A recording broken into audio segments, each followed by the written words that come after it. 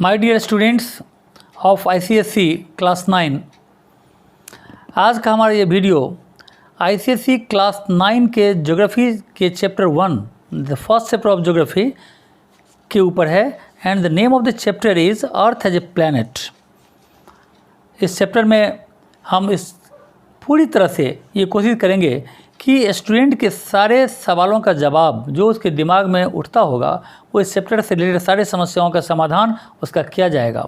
इस चैप्टर के एक एक पार्ट को हम देखेंगे और एग्ज़ाम से रिलेटेड उन सारे क्वेश्चंस को जो एग्ज़ाम में आ सकते हैं उसका यहाँ पर सॉल्यूशन तुम्हें दिया जाएगा। इस चैप्टर के बारे में अगर हम देखें तो the name of the chapter is earth as a planet. तो इसको पहले डिस्कस इसमें तो SSC सिलेबस में दो चीज़ को ज़्यादा यानी स्ट्रेस दिया गया है उसके सिलेबस में, और पहला चीज़ है regarding the shape of the earth और दूसरा चीज़ है कि earth is a habitable planet and what are the conditions which make it habitable. तो ये दो चीज़ को हम डिस्कस करेंगे और इससे रिलेटेड जो भी बातें हैं उसको हम लोग देखेंगे। So now we are coming to the point. तो सबसे पहले हम लोग अर्थ के शेप को डिस्क्राइब करते हैं। जहाँ तक अर्थ के शेप का सवाल है, पहले के ज़माने के लोग ये मानते थे कि अर्थ का शेप स्फेरिकल नहीं बल्कि पूरी तरह फ्लैट है, जैसे कोई टेबल होता है उसी तरह फ्लैट है अर्थ। लेकिन बाद में जाकर इस चीज़ को नकारा गया, ख़ास तौर पर दो फिलोसोफर जिसका नाम हम यहाँ पर दे सकते हैं, पैथागोरस एंड एरिस्टोटल। इन दोनों ने सबसे पहले लोगों को ये बताया कि अर्थ का जो शेप है वो फ्लैट नहीं बल्कि स्फेरिकल है। आज हमारे सामने बहुत सारी ऐसी चीज़ें हैं जो ये प्रूव करती हैं कि अर्थ का शेप वास्तव में स्फेरिकल ही है। तो उसी चीज़ को हम यहाँ पर उस कड़ी को आगे बढ़ाते हैं और एक एक प्रूफ को देखेंगे कि अर्थ का शेप स्फेरिकल है, इसका क्या प्रूफ है। तो सबसे पहला proof number 1, the sunrise and sunset हमारे अर्थ पर अलग अलग टाइम पर होता है, अलग अलग जगह पर। यानी अलग अलग जगह पर अगर सनराइज हो रहा है तो कहीं पर, अगर सनराइज हो रहा है तो कहीं पर सनसेट हो रहा है। यानी अर्थ के पूरे जगह पर, पूरे अर्थ पर एक साथ सनराइज या सनसेट नहीं होता। अगर ये फ्लैट सरफेस होता तो सनराइज और सनसेट एक टाइम पर होता, लेकिन अलग टाइम पर सनराइज और सनसेट का होना ये बात प्रूफ करता है कि हमारा ये अर्थ जो है वो फ्लैट नहीं बल्कि स्फेरिकल है। अर्थ के स्फेरिकल होने का दूसरा प्रूफ है बेडफोर्ड लेवल एक्सपेरिमेंट। इंग्लैंड में इसको प्रूफ किया गया था और इसके लिए 3 इक्वल साइज का पोल लिया गया और 5-5 किलोमीटर के इंटरवल पर तीनों पोल को इक्वल डेप्थ पर गाड़ दिया गया। और जब इसे देखा गया टेलीस्कोप से तो ये देखा गया कि बीच का जो पोल है वो थोड़ा सा ऊपर उठा हुआ है, यानी बड़ा दिखाई दे रहा है in comparison to other 2 poles. ये कैसे संभव है? अगर अर्थ का सरफेस प्लेन होता, फ्लैट होता तो तीनों पोल इक्वल दिखता। ये बीच वाले पोल का बड़ा दिखना सिर्फ तभी संभव है जैसे जबकि कोई यानी उठा हुआ चीज़ के ऊपर उसको गाड़ा गया है, क्योंकि डेप्थ तो तीनों का सेम है।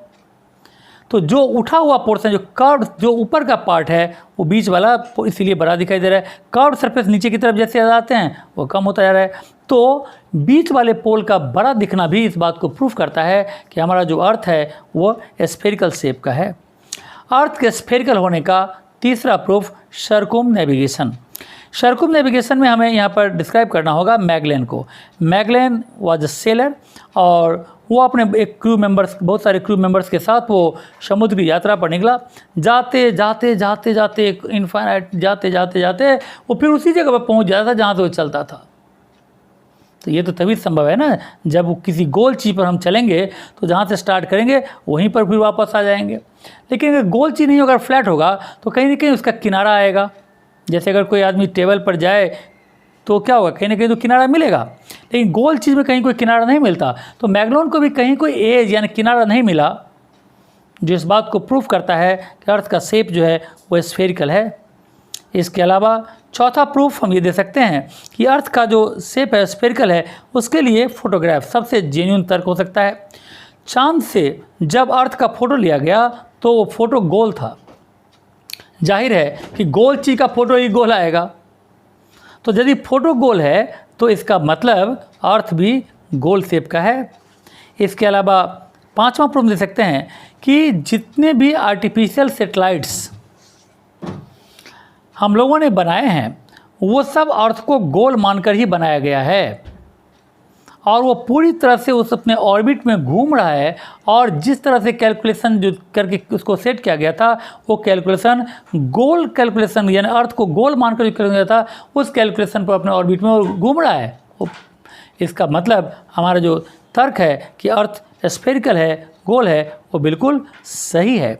इस तरह से हमने यहाँ पर 5 जो पॉइंट है उसको डिस्क्राइब किया।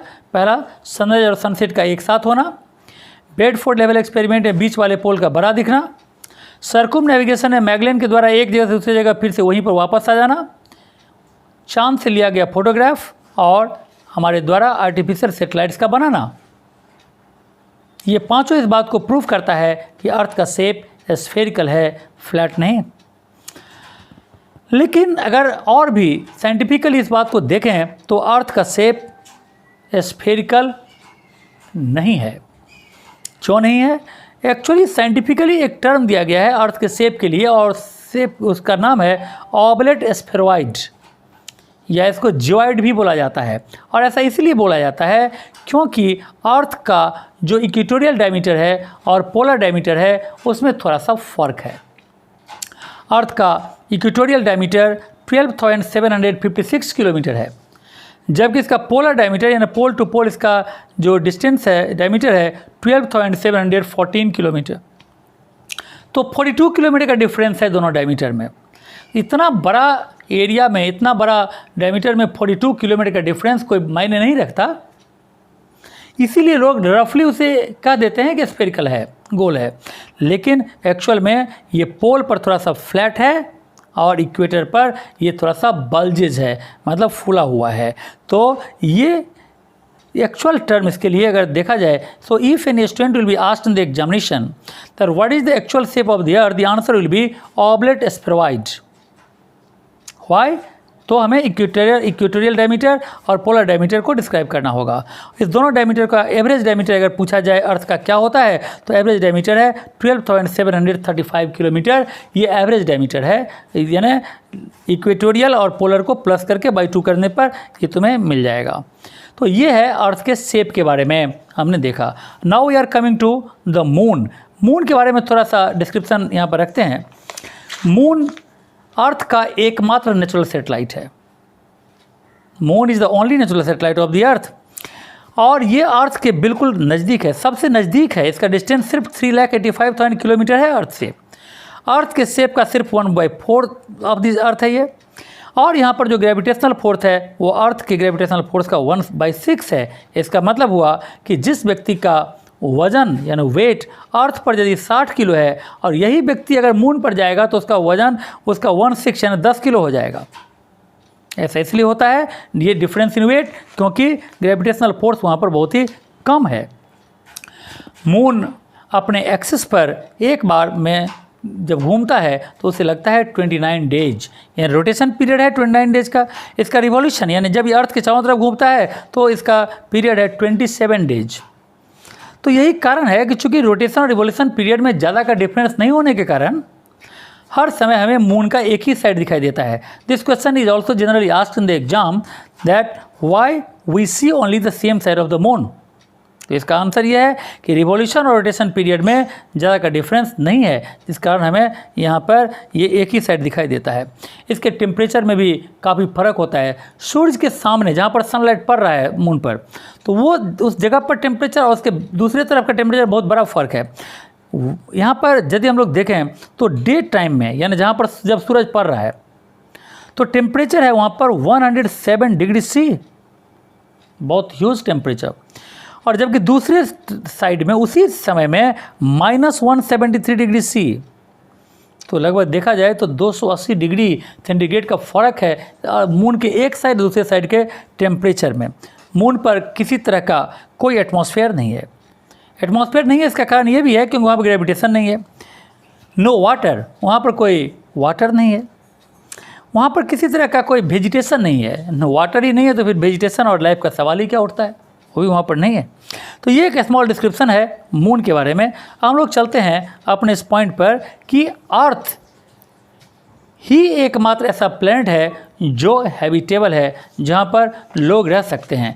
अब हम यहाँ पर क्लियर करने की कोशिश करेंगे कि आखिर अर्थ पर ऐसा कौन सा फैक्टर्स है जो अर्थ पर इंसान या जीव जंतु या पेड़ पौधा के लायक इसे बनाता है।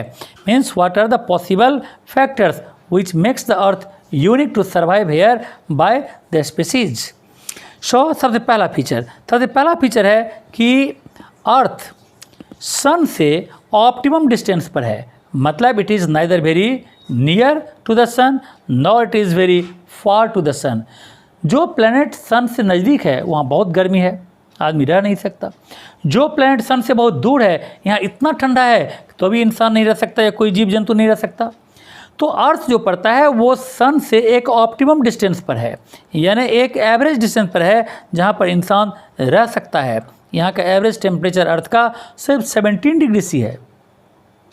तो यहाँ पर इंसान के रहने के लिए या किसी भी जीव जंतु के लिए एक यानी मॉडरेट टेम्परेचर मिलता है, जिसके कारण हम लोग यहाँ पर रह पाते हैं। दूसरा चीज़ है कि अर्थ पर एटमॉस्फेयर है। अर्थ पर एटमॉस्फेयर है। एटमॉस्फेयर भी तो और भी कई प्लैनेट पर है, लेकिन अर्थ के एटमॉस्फेयर में ऐसा क्या चीज़ है जो दूसरों से अलग है। अर्थ के एटमॉस्फेयर में दो चीज़ बहुत इंपॉर्टेंट है जो अर्थ के एटमॉस्फेयर में पाया दूसरी जगह नहीं पाया जाता, और वो है अर्थ के एटमॉस्फेयर में ऑक्सीजन का प्रेजेंट होना। बेसिकली हमारे एटमॉस्फेयर का 21% ऑक्सीजन है और 78% जो है वो नाइट्रोजन है। अगर ऑक्सीजन नहीं होता तो इंसान सांस कैसे लेता, इंसान जिंदा कैसे रह सकता। अगर नाइट्रोजन नहीं होता तो पेड़ पौधे नहीं होते। तो ऐसे कंडीशन में इन दोनों चीज़ों का प्रेजेंस इंसान के रहने के लिए सबसे ज़रूरी फैक्टर जो है हवा का होना रेस्पिरेशन के लिए, वो यहाँ पर मौजूद है जो दूसरे प्लैनेट पर नहीं है।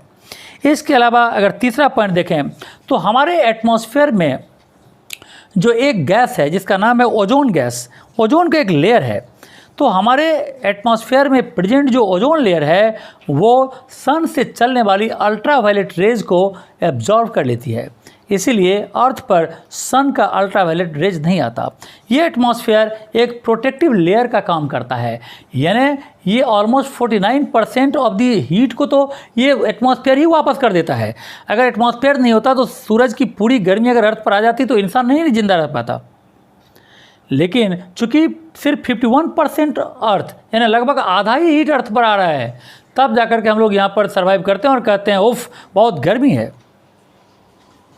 अगर एटमॉस्फेयर नहीं होता तो शायद यहाँ पर रहना सन के हीट के कारण भी पॉसिबल नहीं हो पाता।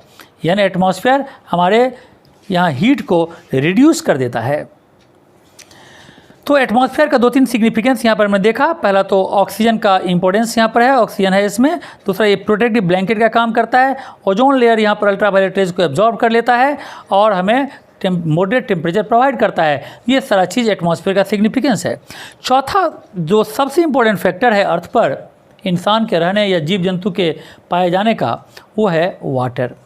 वाटर किसी और प्लैनेट पर अवेलेबल नहीं है, वाटर सिर्फ अर्थ पर ही अवेलेबल है। और जैसा हम लोग जानते हैं कि हमारे अर्थ का 71% हिस्सा सिर्फ वाटर से ही भरा हुआ है, वाटर ही मौजूद है, वाटर ही वाटर है। इसीलिए अगर आसमान से अगर कोई पिक्चर लिया जाता है तो एकदम ब्लू कलर का पिक्चर आता है अर्थ का।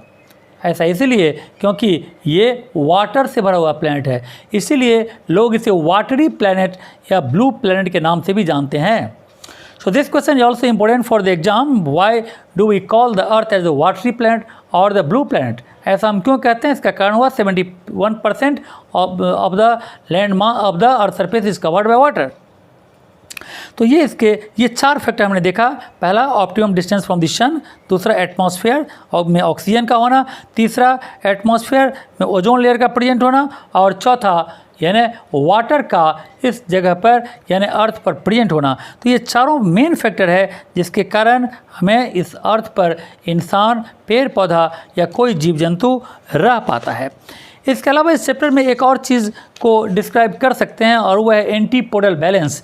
एंटीपोडल बैलेंस का मतलब होता है कि नॉर्दर्न हेमिस्फीयर और साउदर्न हेमिस्फीयर में एक तरफ यानी यानी लैंड मास का होना, तो ठीक विपरीत उसके दूसरी तरफ यानी वाटर बॉडीज़ का होना एंटीपोडल बैलेंस है। मतलब land on one side of the globe is balanced by water on the other side of the globe is called antipodal balance. For example, North Polar Arctic Ocean एक तरफ है तो दूसरी तरफ है कॉन्टिनेंट ऑफ एंटार्क्टिका।